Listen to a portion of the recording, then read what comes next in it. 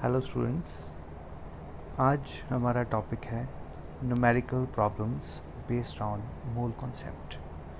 तो last lecture में हमने मोल कॉन्सेप्ट के बारे में पढ़ा था, तो होपफुली सभी को अच्छे से समझ आ गया होगा कि मोल कॉन्सेप्ट क्या है, तो उसकी सभी definitions.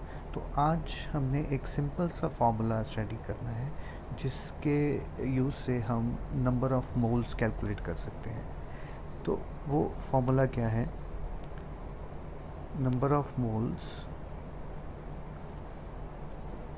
Equal to given mass of the substance divided by molar mass of the substance। ठीक है, तो गिवन मास आप समझ सकते हैं। सब्सटेंस क्या हो सकती है? यहाँ पे सब्सटेंस के लिए जो है it may be compound, it may be element, it may be ionic compound। ठीक है, तो अगर कंपाउंड होगा तो उसका मोलर मास गिवन होगा या हमें खुद कैलकुलेट करना पड़ेगा। एलिमेंट होगा तो उसका एटॉमिक मास होगा।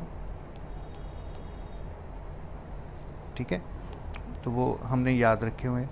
आयनिक कंपाउंड होगा तो उसका फॉर्मूला मास होगा which is same as molecular mass. ठीक है, तो एक सिंपल सा फॉर्मूला है। फॉर्मूला क्या है? नंबर ऑफ मोल्स हम किस तरह कैलकुलेट करते हैं? गिवन मास ओवर मोलर मास। ठीक है, तो इसको हम सिंपली ऐसे लिख लेते हैं, moles equal to small m over molecular mass. ठीक है, तो अगर हम इसे स्पेसिफाई करें तो m क्या है? गिवन मास, और mm क्या है? मोलर मास, या जिसे हम बोलते हैं मॉलिक्यूलर मास। वो सभी को निकालना होता है।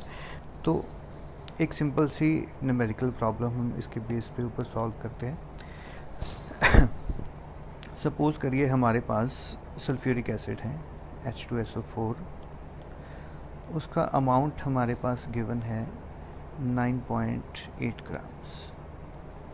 ठीक है, तो हमने इसके मोल्स कैलकुलेट करने हैं कि अगर हमारे पास 9.8 grams of sulphuric acid present है तो उसके कितने मोल्स बनेंगे। ठीक है, तो इसे कैलकुलेट करने के लिए हम क्या करेंगे? सबसे पहले हम लिखेंगे जो भी हमारे पास पर्टिकुलर्स हैं। हमारे पास स्मॉल m गिवन मास कितना है? 9.8 ग्राम्स। मॉलिक्यूलर मास हम कैलकुलेट करेंगे, H2SO4 का कितना होता है? सभी को याद होगा, 98 ग्राम्स। तो अभी हम यहाँ पे फॉर्मूला अप्लाई कर देंगे, moles equal to given mass of the substance over molar mass of the substance. तो गिवन मास कितना है? 9.8 ग्राम्स डिवाइडेड बाय 98। तो अगर हम इसको कैलकुलेट करें, तो मैं कैलकुलेटर पे कर रहा हूँ, 9.8 डिवाइडेड बाय 98, तो ये बन जाएगा हमारा 0.1 मोल। ठीक है, तो इस तरह से हम जो है नंबर ऑफ मोल्स कैलकुलेट कर सकते हैं। तो बहुत सिंपल है। हम इसे थोड़ा सा और मॉडिफाई भी कर सकते हैं अगर हमने इसको चेंज करना हो। तो इसके अलावा हम इससे और चीज़ें भी कैलकुलेट कर सकते हैं। जैसे हमारे पास अगर मोल्स गिवन हो, हम मॉलिक्यूलर मास कैलकुलेट कर सकते हैं, that is given mass upon number of moles. ठीक है, अगर हमारे पास मोल्स भी हों और गिवन मास भी हो तो हम मॉलिक्यूलर मास भी कैलकुलेट कर सकते हैं। तो अलग अलग इसकी वेरिएशंस हो सकती हैं। तो इसी के बेस पे हमने जो है न्यूमेरिकल प्रॉब्लम सॉल्व करने हैं। तो मैं थोड़ी देर तक इसको वीडियो को भी अपलोड कर दूंगा और इसके साथ एक असाइनमेंट भी अपलोड करूंगा जो आपने सॉल्व करके मुझे सेंड करनी है। ठीक है, थैंक यू।